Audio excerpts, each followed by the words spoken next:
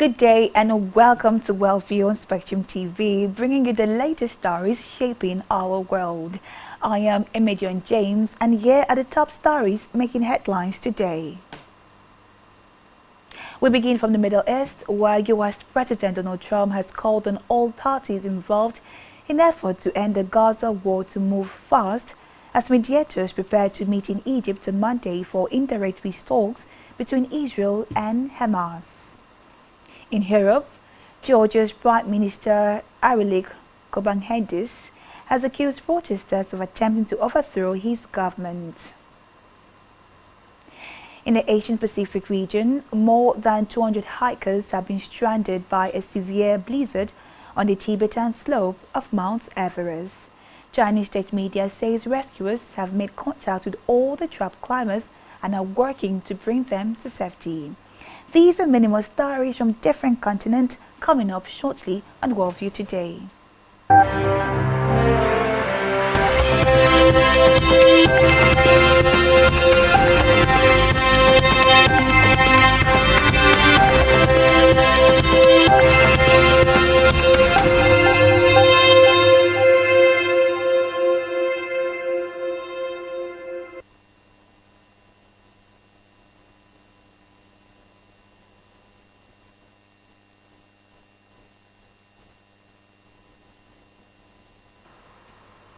Many thanks for staying tuned. We begin from the Middle East, where U.S. President Donald Trump has urged everyone involved in efforts to end the Gaza war to move fast, as mediators are set to meet in Egypt today for indirect peace talks between Hamas and Israel. The talks come after Hamas agreed to some part of a 20-point U.S. peace plan, including freeing hostages and handing over Gaza governance to Palestinian technocrats. But it is seeking negotiations on other issues. Writing on social media that talks had been very successful, Trump said, "I am told the first phase should be completed this week, and I'm asking everyone to move fast," also adding that time is of essence or massive bloodshed will follow. Meanwhile, U.S. Secretary of State Marco Rubio has said that the United States cannot ignore the impact the war in Gaza has had on Israel's global standing, as Israel's diplomatic isolation mounts despite Washington's attempt to shield its ally. He was responding to a question about remarks by President Donald Trump to Israel's Channel 12 in an interview published on Saturday.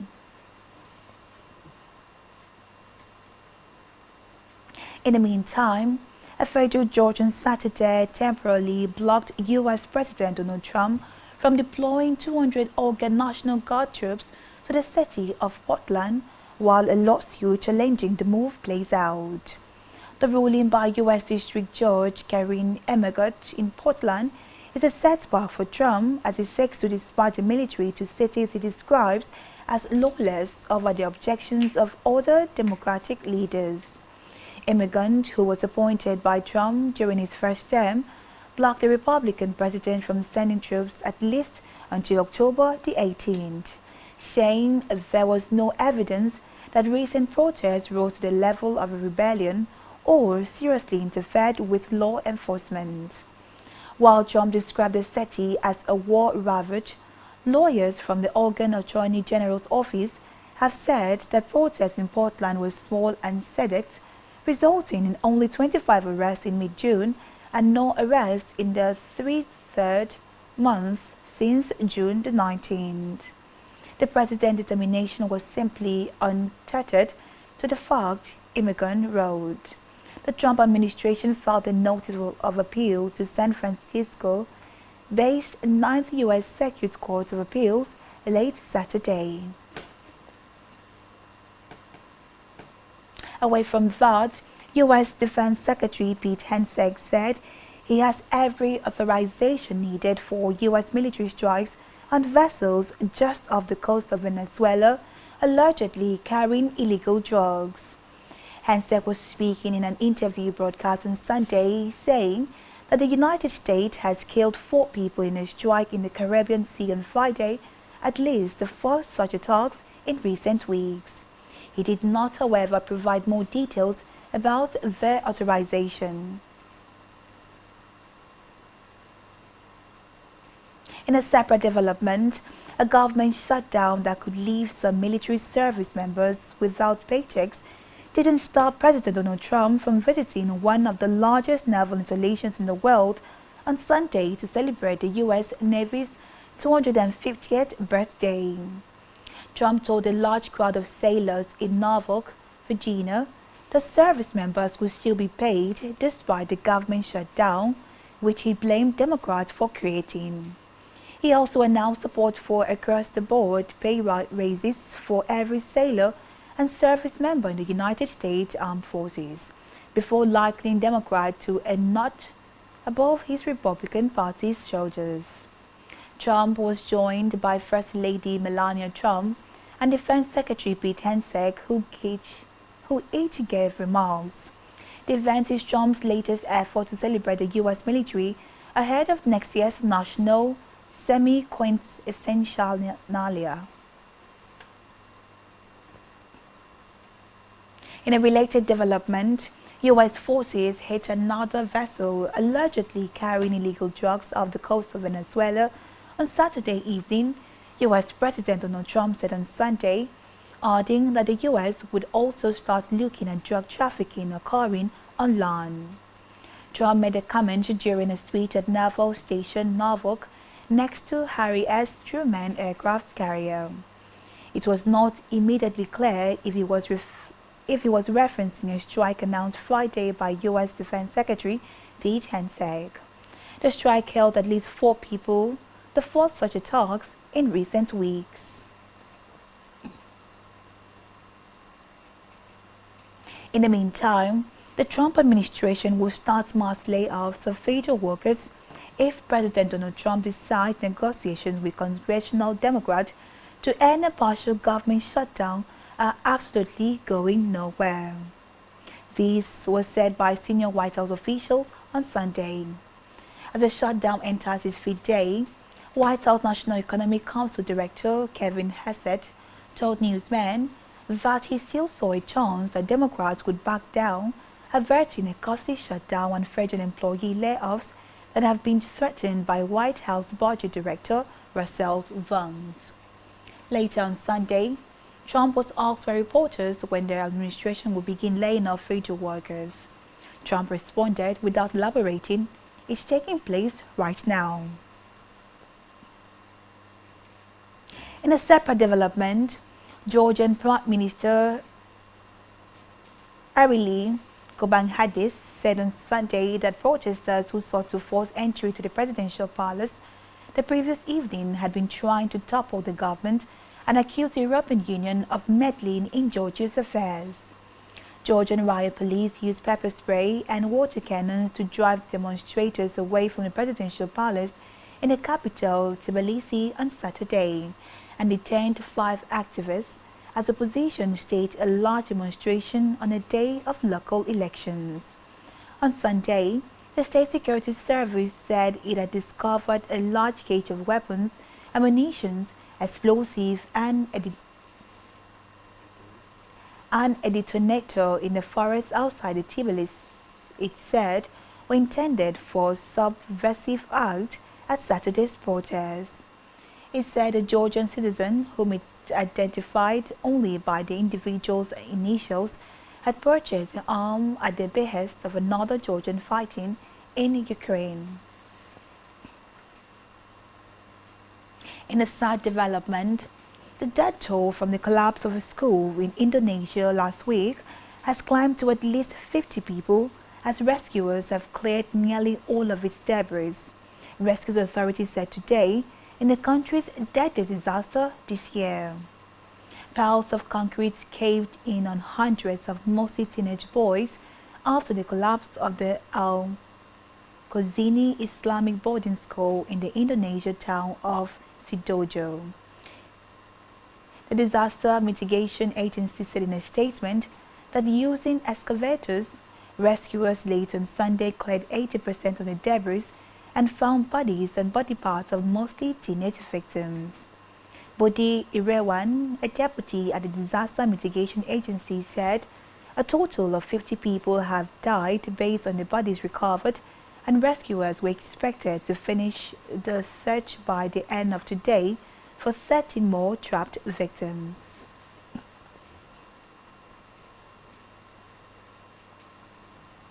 In China, more than 200 hikers are stranded by a blizzard on the Tibetan slope of Mount Everest, as Chinese state media say authorities have been able to contact all of them.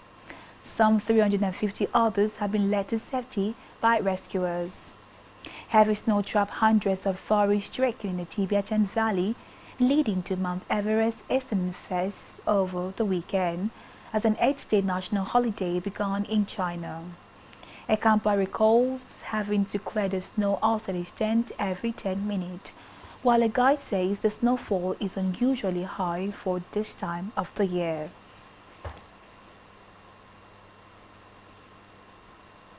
Let's take a quick break right now. When we return, we'll turn the spotlight to the European countries. Do stay joined to us for these and many more right after the breather.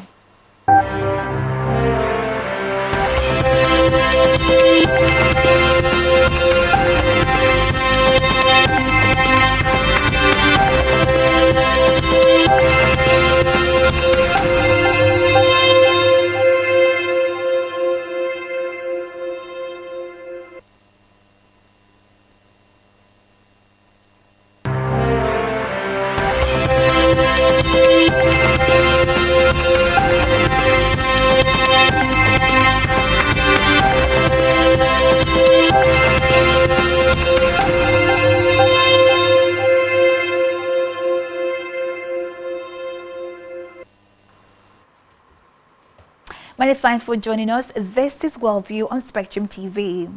We turn the spotlight to the European countries, and we begin with France, where a rape trial that shocked the world will be discussed in a French court once again after one of the men convicted of raping Gisela Pelicot appealed, insisting that he is not a rapist. One of the men found guilty of sexually abusing Gisela Pelicot is set to appear in court in the southern French city of Nimes. Hassan Metin D, age 44, was sentenced to 9 years in prison for rape.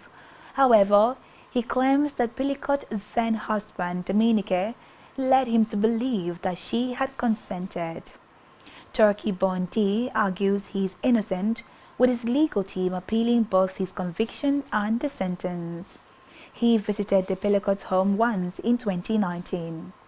D is one of the 17 men who appealed their conviction, and the last one still maintaining his innocency.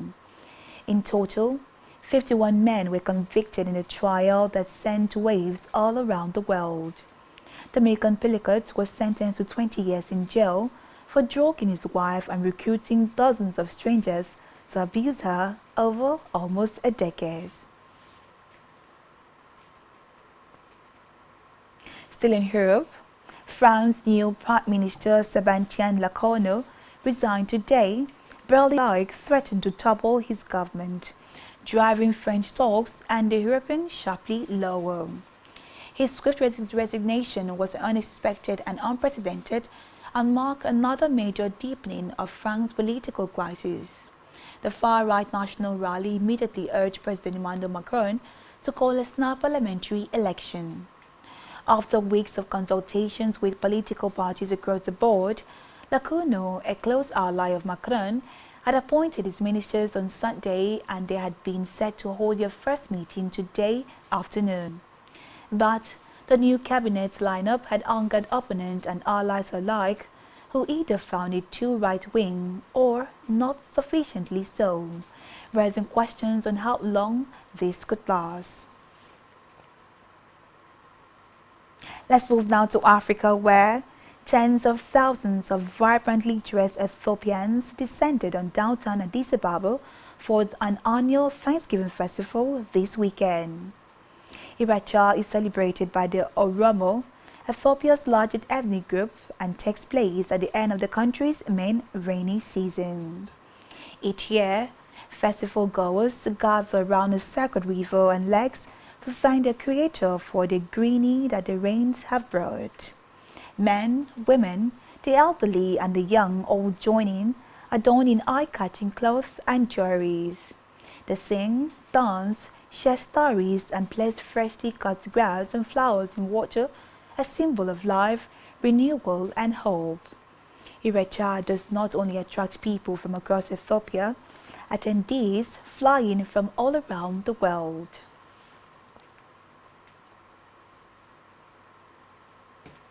In the Asian Pacific region, New Zealand's government has paid Samoa 10 million Samoan thaler, that is 2.6 million pounds, after one of its naval ships crashed into a reef in the Samoa waters before catching fire and sinking last year. HMNZS Manawatu started leaking oil in the ocean after it sank, with reports of sea turtles dying and slick appearing on nearby Samoa beaches. New Zealand Foreign Minister Winston Peters said the payment had been made at Samoa's request. HMNZ Manawatu was the first ship New Zealand lost at sea since World War II. It was one of the 9 ships in the country's small naval fleet and had been surveying an area of seafloor that had not been mapped in decades when it ran aground.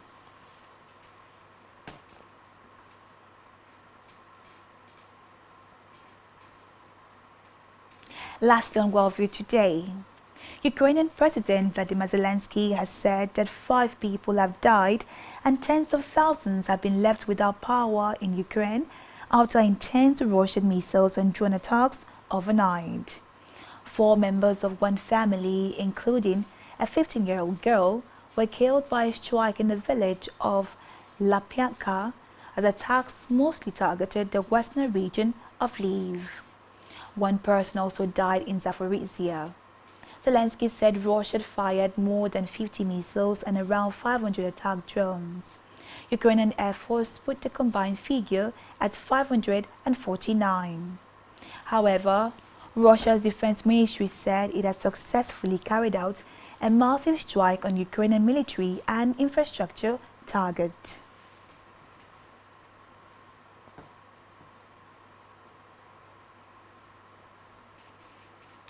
And that's all we have for you today on World View, with stories connecting continents and conversations shaping the future.